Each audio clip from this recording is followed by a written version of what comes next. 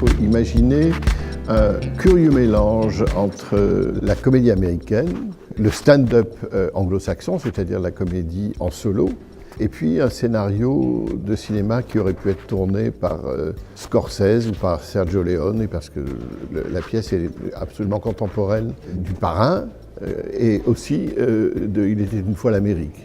Donc on a affaire à une espèce de grande saga comique, matinée d'un curieux souvenir du théâtre slam, puisque la pièce se termine un tout petit peu comme une comédie, une pièce de Tchekhov. L'histoire d'une famille de confession juive qui a dû émigrer d'Odessa pour arriver à New York. Si cette famille a fui Odessa, c'est à cause du grand pogrom de 1905.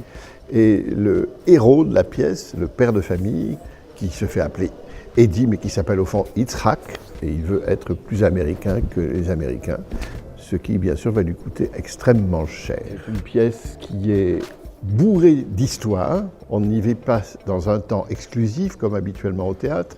On ne peut pas dire que ça se déroule en une année. L'ensemble de la pièce se déroule sur quasiment 40 ans.